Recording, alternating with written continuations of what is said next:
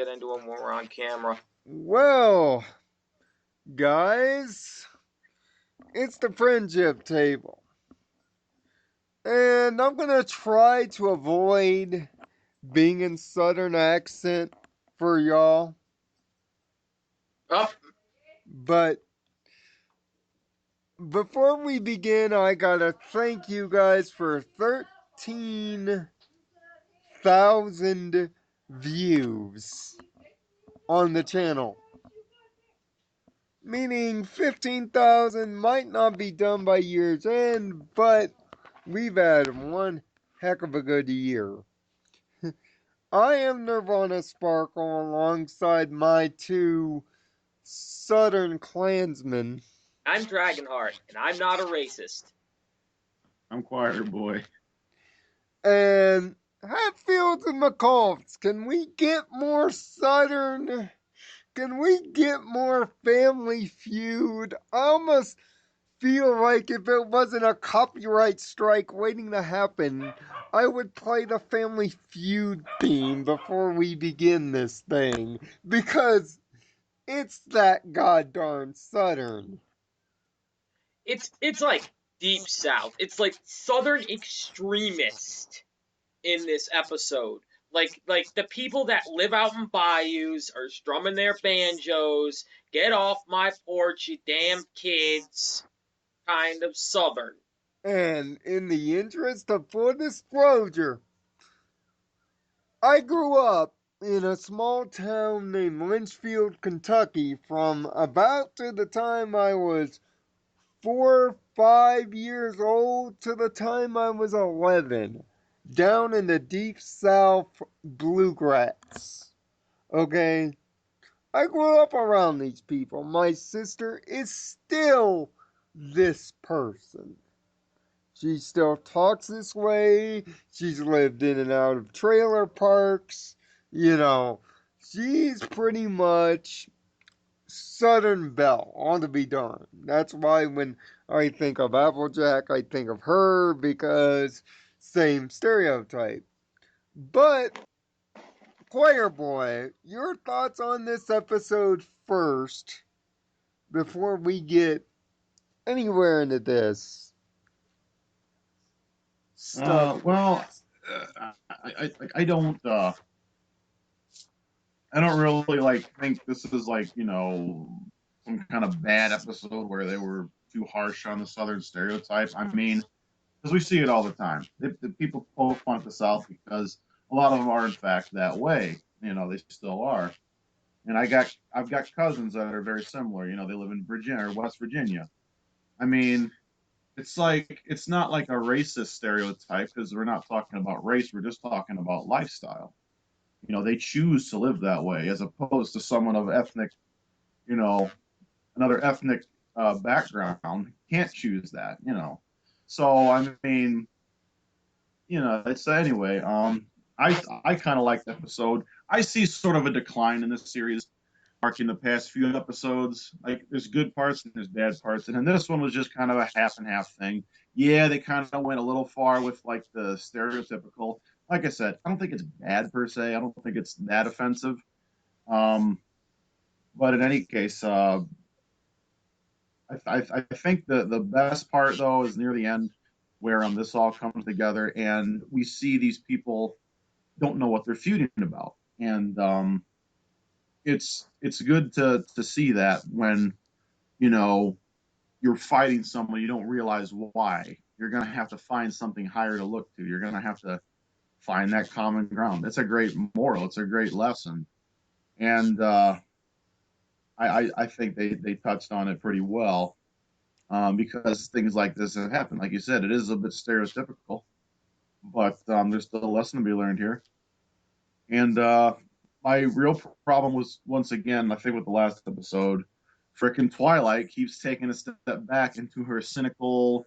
She thinks she knows the whole situation. She's very, overconfident and very pretentious. And I thought she was kind of casting that off, but here she goes again. Personally, As is the personally, point of personally, as is the point of this character. She has not lost any of that. It's Yeah. just that she is always But she's not the prepared. correct person to put in this spot.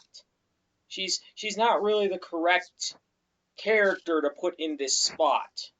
And Seeing as she's very city girl, she's very book smart and stuff like that, and you're trying to talk to Southern extremists and be book smart. Yeah. They're not going to respond to being book smart yeah, because they think you're telling them what to do.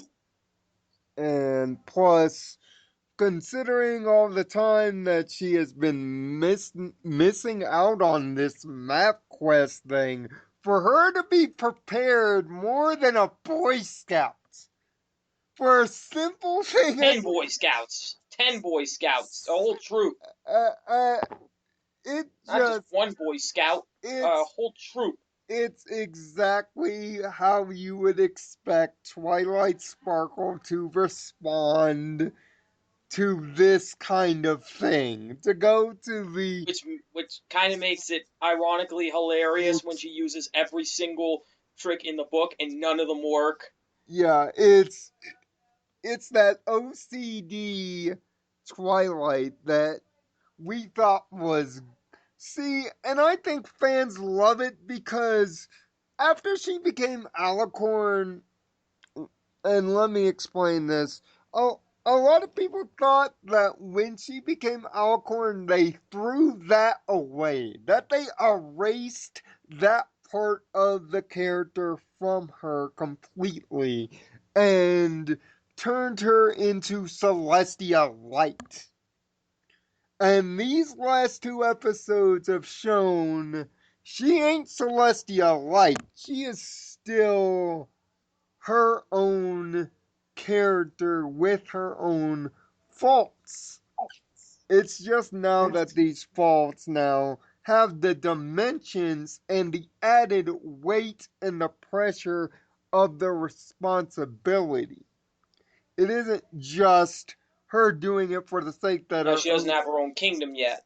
no, no, but being the Princess of Friendship is a massive responsibility. Just because you don't have your own place, it does not lower the weight of the responsibility that comes with that. No, And no, then, of course not. and then you combine the fact of that with her OCD and her attention to detail, this is what you are going to get. You are going to get an overly prepared, kind of pretentious in a way, overly confident Twilight Sparkle in this situation. It's I think per- she was too pretentious personally. I it, just, especially when they're on their way there and she's just like, almost like talking as if she's a 5-year-old watching the show. What's it gonna be? What's it gonna be? What's it gonna be this time? I found that rather annoying, honestly. it's Like, because think about it. You're gonna find out. You're gonna find out. Florida kept telling her, we're gonna find out. it's going, You just want to shut up. yeah, but that's Twilight's character. That is exactly what that character is. The over curious, wants to know everything, wants to know every answer, cannot live without finding the answer kind of person. She is the information maniac. God But she forbid. should also know she's Yeah, not gonna get the answer from Fluttershy by asking it over and over and over. That's all I'm saying. Yeah, speaking of which, but but that has been her character since she was young. That yeah, if you is watch the flashbacks, that is that how she is acts. The who only reason she wasn't as hyper as she is now is because she didn't have friendship to go along with it. she is. She is who she is, and it's adorable. It's cute. Yeah, but here's something. Now, here's the part of the episode that I personally really didn't like. Fluttershy's use in this episode. It's not because she's out of character. It is not. She is in character, very in character. But what this episode showcases in 30 minutes is is the fact that she is a shallow character. She is a two-note character. She likes animals and she's shy. You break that, you break everything. And Hasbro is so afraid to break that that they keep her so much in character that they have these miracle moments where she comes out at the end, where she eventually gets them to stop fighting, and it doesn't feel realistic. It feels forced.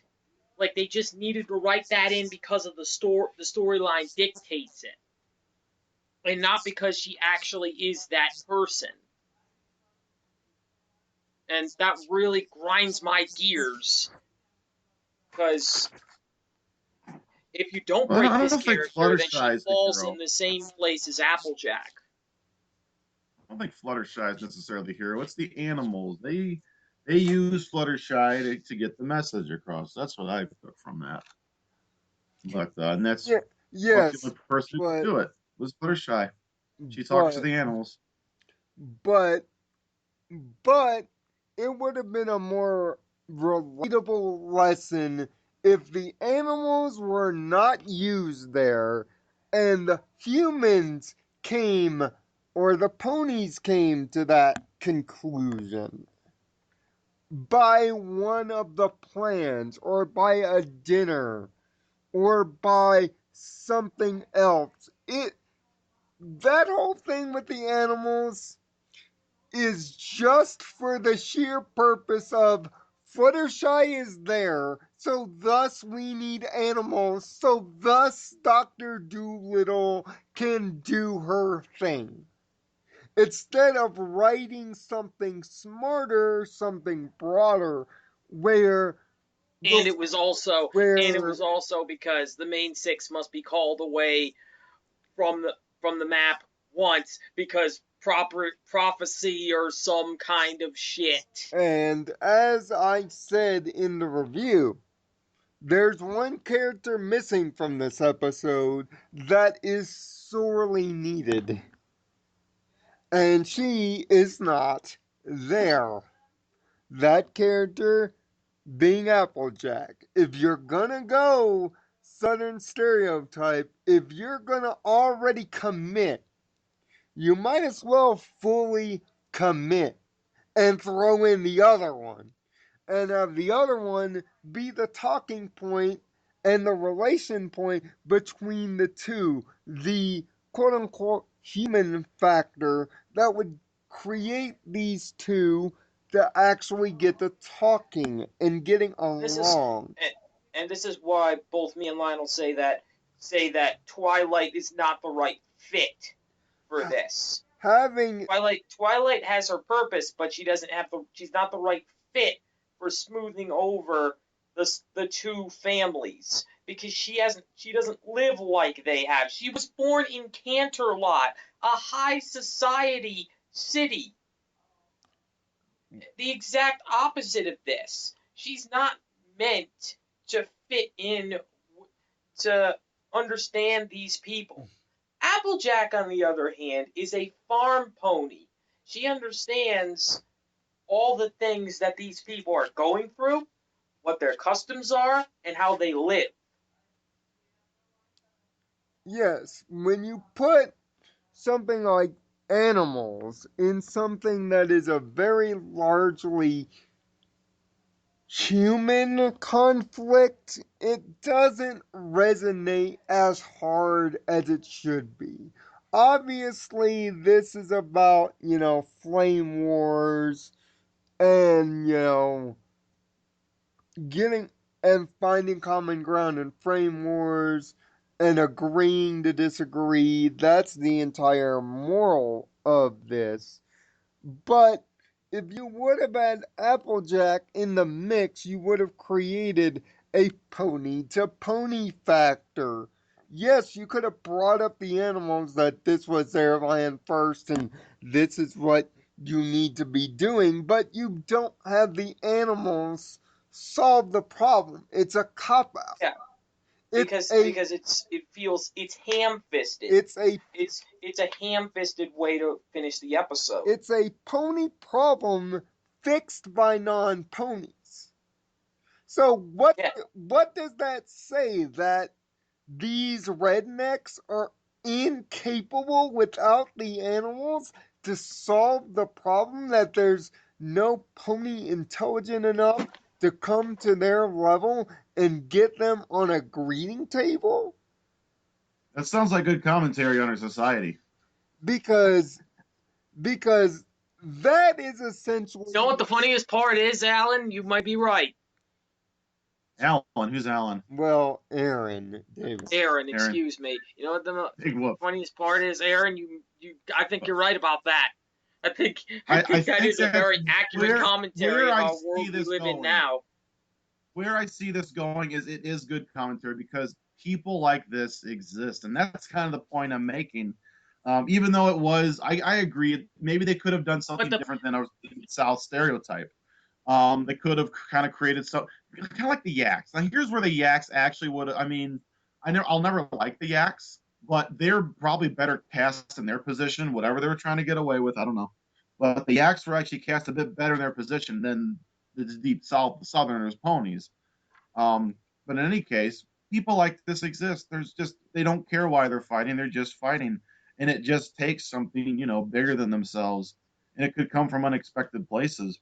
But you just got to look around you and mind the small things, I suppose. But what this Yeah. but the point of this episode of what it was trying to teach is that it shouldn't take a higher power to solve this. It shouldn't take a Deus Ex Fluttershy or a Deus Ex Machina to fix the problem. It should take people coming to a common ground and agreeing to disagree. That is the whole point of what they were going for in this episode, and you kind of fail at that when you have the animals in Fluttershy solve the problem themselves and don't have the two factions come to a common ground. Because So, now, do you see this in our society where everybody should just automatically know that? No, you really don't. Look at politics. You yeah, think anybody's ever really going to come out on top in politics? No, they're not. yeah. So And that's the beauty of chaos. That's what we see in this episode. That's why I say it's good commentary. Not everyone's going to like it. I get it. and that is and what Twilight's role is in this episode and why she is perfect is because she was playing the role of politician. She Mhm. was being the politician, the medium. She had all the plans, all the book, all the stuff. She was like your negotiator in a hostage situation. She had plan A, Yeah, plan she was trying to B, use plan, book smarts. plan She was A, always plan trying to B, go by the plan book, C. do everything that the book says.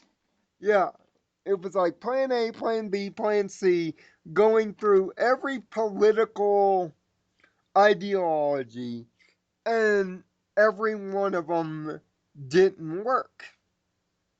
And she Yeah, just kind of gave up, really. and in fact, not only did they not work, some of them the families actually use this as, oh, I can use this as a battle strategy. I can make them think that we're gonna make nice when we're not. Yeah. It's like, that's why Twilight's over enthusiastic attitude at the beginning and seemingly the stereotypical breakdown of the failure. I think it was the writer's way of showing this is what this character used to do all the time. Used to overly plan things out. And by seeing each stereotypical plan slowly break down, you saw the breakdown of the character back into the character that we've seen in season 4 and 5.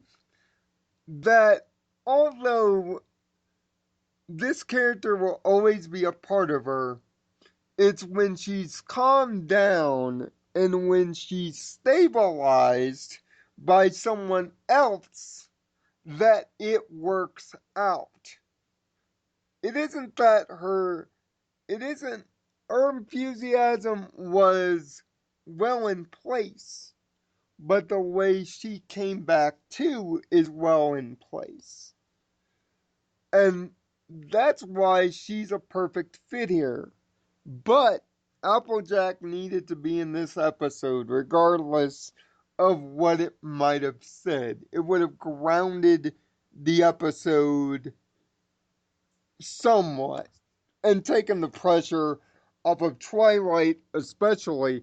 That way, that way you can give Fluttershy a broader role, bring the animals back in, and have Fluttershy's role not seem as so immediate as it looked at the end.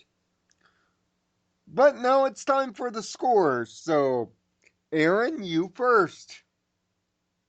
Overall, I'd say it's decent enough to get about a 4.5. All right. I like it for the most part. It was, it was pretty funny. Some of the things just made me laugh. What I can't exactly think. I know one thing in there just had me rolling. It was too funny, but still, it has a few issues. I mean, it could have been changed with the deep South stereotype into something else to tell the story. Applejack could have been in there. Overall, it's still good commentary. It's chaos, the beauty of chaos. We see it everywhere. Yeah. So I think that's kind of what they were going for. And I don't know if the moral really plays into our society. It might seem a little tacked on, but it was still pretty good. I still like it. So, David, your score. Give it about a 4 out of 6. There were good things. They didn't mess up. They didn't mess up what they were trying to say. But there were things that bothered. There were a lot of things that bothered me about this episode. Like the stereotypes kind of bothered me.